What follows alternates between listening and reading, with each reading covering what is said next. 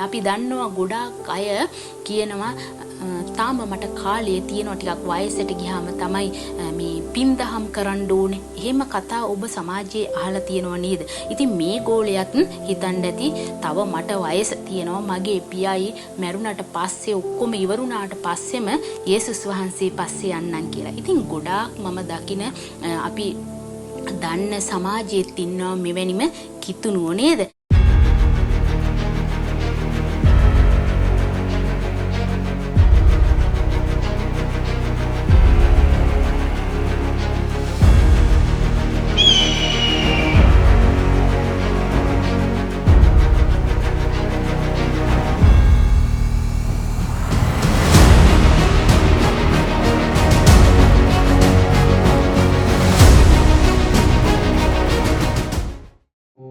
දෙවියන් වහන්සේට ප්‍රශංසා වේවා.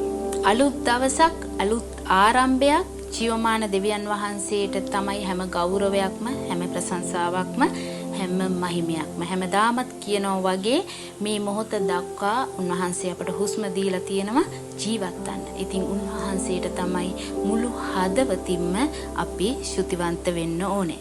ඉතින් අද දවසෙත් දේව වචනයක් අරගෙන ආවා. අපේ ජීවිතයට සුද්ධාත්මයන්න් වහන්සේ අපට කතා කරනවා විවිධ ආකාරයෙන් විවිධ විදිහට. ඉතින් අද දෙවියන් වහන්සේ මගේ හදවත පෙළඹුවා ඔබට කතා කරන්න ලූක් සුභාරංචියේ 9 වෙනි පරිච්ඡේදයේ 62 වෙනි පදේ. ඒ ස්ථානයේ සඳහන් කරනවා නගුලට අත තබා ආපසු හැරෙන කිසිවෙක් දෙවියන් වහන්සේගේ රාජ්‍යයට සුදුසු නෑ කියලා.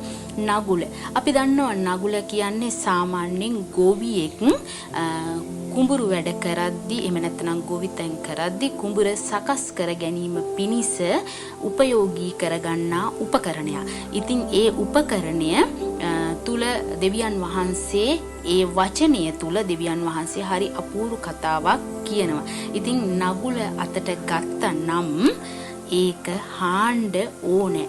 නගුලට අත තියලා ආපසු හැරෙන්න බෑ.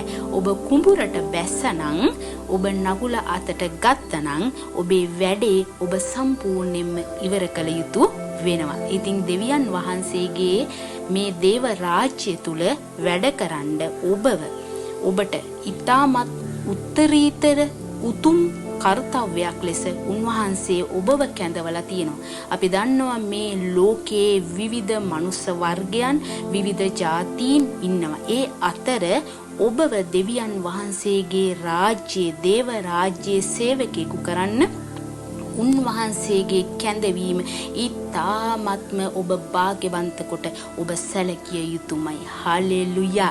ඉතින් මේ ස්ථානයේ සඳහන් වන පරිදි යේසුස් වහන්සේ චපල ගෝලයන් 3 දෙනෙකුගේ කතාවක් අරගෙන උන්වහන්සේ මේ වචනය ප්‍රකාශ කරනවා. ඉතින් ඔන්න උන්වහන්සේ ගමන් කරද්දී එක්තරා ගෝලයෙක් උන්වහන්සේ අනුව ගමන් කරන්න කැමති වෙනවා. ඉතින් උන්වහන්සේ කියනවා ඒ වෙලාවේදී දෙවියන් වහන්සේගේ පුත්‍රයාට හිස තබන්න තැනක් නැහැ. නමුත් සිවලුන්ට බෙනද ආකාශයේ පක්ෂීන්ට කූඩුද තියෙනවා කියලා. ඉතින් දැන් මේ ස්ථානයේ සඳහන් කරන පරිදි ඔබට මේ ගැඹුරින් උන්වහන්සේ කතා කරන්නේ ඔබ දේව සේවකයෙක් වෙන්න පුළුවන්. නමුත් ඔබට තාමත් හිස තබා ගන්න තැනක් නොතිබෙන්න පුළුවන්. නමුත් ඒ ඔක්කොටම වඩා ඒවා සූදානම් කරලා ඒවා ලෑස්ති කරලා එනවට වඩා ඔබට ඊටමත් වටින්නේ ඔබට දෙවියන් වහන්සේගේ දේව රාජ්‍යයේ වැඩ කිරීමයි. එහෙමත් නැතිනම් උන්වහන්සේව අනුගමනය කිරීමයි. ඒක ඊටාම මිල අධිකයි කියන එක තමයි උන්වහන්සේ මේ ස්ථානයේදී පෙන්වා දෙන්නේ. ඉතින් දැන් දෙවනි කතාව අනුව දෙවනි ගෝලයාගෙන් ඇහුවාම උන්වහන්සේ අනුව එන්න කියලා උන්වහන්සේ අනුව එන්නම් කියලා ඔහු කැමති වුණාම ඔහු කියන්නේ කුමක්ද?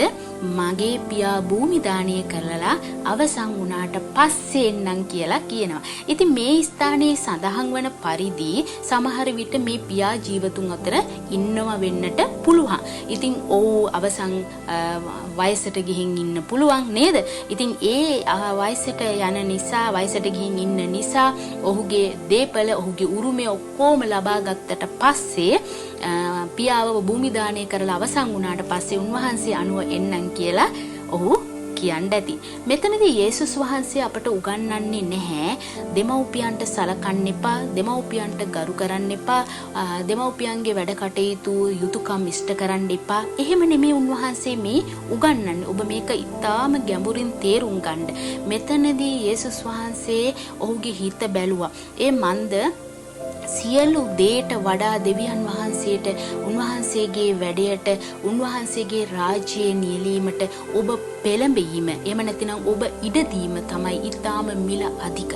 නැතුව ඔබ ඒවට වඩා ඔබේ ඇල්ම තියෙන්නේ වෙනත් ආසාවන් වලට, එමත් නැතිනම් වෙනත් ඇලීම් වලට නම් ඒ කෙනාව දේව රාජ්‍යයට සුදුසු නෑ. අපි දන්නවා ගොඩාක් අය කියනවා තාම මට කාලය තියෙනවා, ටිකක් වයසට ගියාම තමයි මේ පින්දහම් කරන්න ඕනේ. එහෙම කතා ඔබ සමාජයේ අහලා තියෙනව නේද? ඉතින් මේ ගෝලයත් හිතන්න ඇති තව මට වයස තියෙනවා, මගේ පියයි මැරුණාට පස්සේ ඔක්කොම ඉවරුණාට පස්සෙම යේසුස් වහන්සේ පස්සේ යන්නම් කියලා. ඉතින් ගොඩාක් මම දකින අපි දන්න සමාජයේත් ඉන්නවා මෙවැනිම කිතුණුව නේද?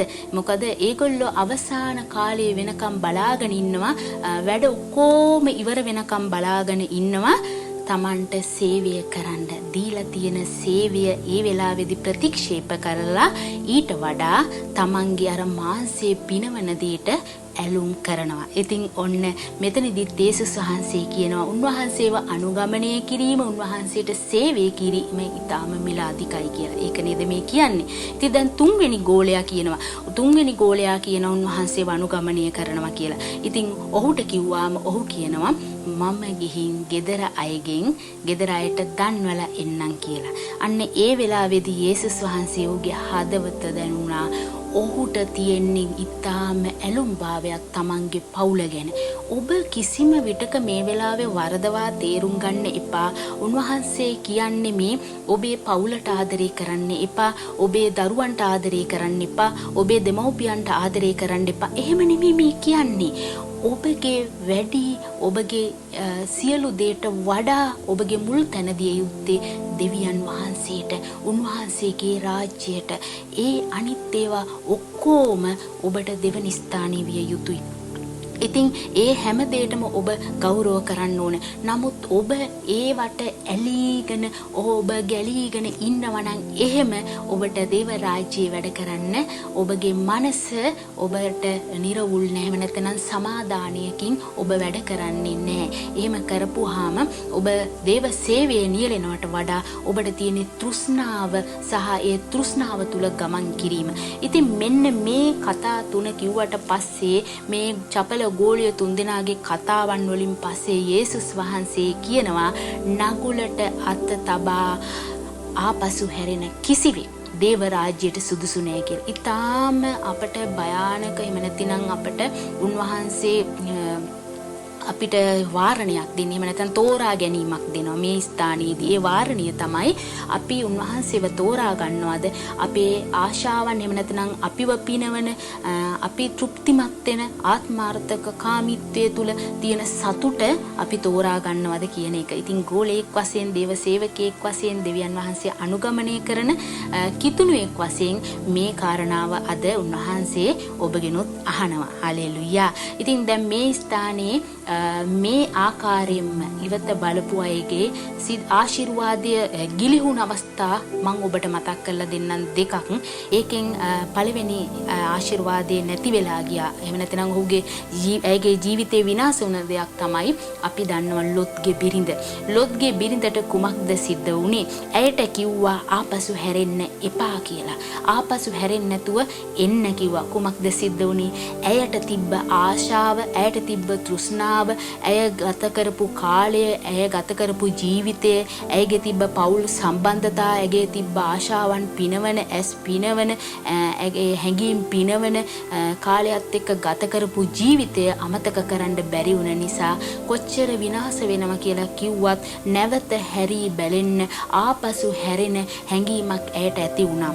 ඒ ඇති වුණයි මොකද වුනේ? ඇය ලුණු කණුවක් බවට පත් වුණා. ඇගේ ජීවිතය විනාශ වුණා. ඒ වගේම ඊජිප්තුවෙන් ඊශ්‍රායලයේ පුත්‍රයන් බේරාගෙන ආවට පස්සේ කාන්තාරයේදී ඇති වුණ යම් පොඩි පීඩාවන් එද්දි මොකද්ද සිද්ධ වුණේ? ඔවුන් කැඳුරන්න පටන් ගත්තා. ඔවුන් මුමුණන්න පටන් ගත්තා. නැවත ඊජිප්තුවට හැරී ගියා නම් හොඳයි කියලා. නැවත වහල්කමට හැරී ගියා නම් හොඳයි කියලා ඔවුන් සිතුවා. ඔවුන්ට සිද්ධ වුණේ ආශිර්වාදය ලබා ගන්න, උරුම කරගන්න බැරි වෙලා ඔවුනුත් විනාශ වෙලා ගියා. ඉතින් තමන්ගේ ජීවිතේ අපට දෙවියන් වහන්සේ ගොඩාක් ගැඹුරින් කතා කරනව නේද? මේ ස්ථානයේ නගුලට අත තබලා ගොවියෙක් නගුලක් අරන් හාද්දි ඔහුට පිටිපස්ස හැරි හාන්න බෑ. ඔහු ඉදිරිය බලාගෙන හාන්න ඕනේ. ඒ වගේ දෙවියන් වහන්සේගේ දේව රාජ්‍යයට ඔබව කැඳවුණු අනුගාමිකෙක් විදිහට ඔබ ඉදිරිය බලා ගමන් කරන්න ඕන. ඔබට පසුපස හැරී ගමන් කරන්නට බෑ. ඔබගේ ඒ ආශාවන් මත මමත්වයේ මත ඔබේ ජීවිතේ ඔබ හැරෙනවා නම් ඔබේ සේවයට සුදුසු කෙනෙක් නෙමෙයි කියලා තමයි යේසුස් වහන්සේ මේ ස්ථානයේ උගන්වන්නේ. ඉතින් අපි දේව රාජ්‍යයේ සේවය කරන සේවකයෝ හැටියට අපි බොහෝ වර අපි අර ගොඩක් දේවල් වලට ආශා කරලා අපේ ජීවිතය අපි විසින්ම අපි විනාශය කරා එහෙම නැතිනම් ආශිර්වාදය ගිලිහෙලා ගමන් කරන්න සිද්ධ වෙනවා. ඉතින් ආශිර්වාදය අපිටම අපි අහිමි කරගන්න අවස්ථාවක් බවට පත් කරගන්නවා. ඉතින් ඒ නිසා දේවල් වලට ආශා කරන්න එපා. ඔබට දීලා තියෙන සේවයට ඔබ මුල් තැන දෙන්න. යේසුස් වහන්සේගේ වචනයට මුල් තැන දෙන්න. මේ එක දෙයක්වත් වැරදි කියලා යේසුස් වහන්සේ අපට කියන්නේ නැහැ. ඔබට ඉන්න තැනක් තියෙන්න ඕන. ඔබට ඉන්න ගෙයක් තියෙන්න ඕනේ. ඒ වගේම ඔබගේ මව පියා ඔබගේ යුතුයකමක් ඒක ඔවුන් භූමි දාණය කරන්න ඕනේ යම් දවසක. ඒක යුතුයකමක්, ඒක කළ යුතු දෙයක්. ඒ වගේම ඔබගේ පවුලේ අයට ඔබ කතා බහ කරන්න ඕන, ඔවුන්ට දැනුම් දෙන්න ඕන, සම්බන්ධතාවය ඇති කරගන්න ඕන. ඒ ඔක්කොම සත්‍යයක්. නමුත් මේ ස්ථානයේදී යේසුස් වහන්සේගේ වචනය උන්වහන්සේ ප්‍රකාශ කරද්දී ඒකට වඩා නෑ මට මේක කරන්න ඕනේ, නෑ මට මේක තියෙනවා කරන්න, නෑ මට මේ යුතුයකම කරන්න තියෙනවා, මට මෙන්න මේ දේ කරන්න ඕනේ කියලා ඔබ යේසුස් වහන්සේගේ වචනයට වඩා දේවල් කතා කරනවා නම්, ක්‍රියා කරනවා නම් අන්න ඒ කෙනාට දෙවියන් වහන්සේගේ වචනින් පිට තමයි ගමන් කරන්නේ. ඉතින් උන්වහන්සේගේ වචනින් පිට ගමන් කරන කෙනාගේ ආශිර්වාදය තමා විසින්ම තමා අත් හැර ගන්නවා. ඒක තමයි මේ ස්ථානයේ අපට උගන්වන්නේ, අපට කතා කරන්නේ. ඒ නිසා නගුලට අත තබන්න අපි ඊටමත් භාග්‍යවන්තයෝ වෙන්න ඕනේ. අපි ඊටමත් වාසනාවන්ත වෙන්න ඕනේ. මේ පොළොවේ තියෙන උතුම්ම රාජ්‍යය තමයි අපි කරන්නේ, උතුම්ම සේවය.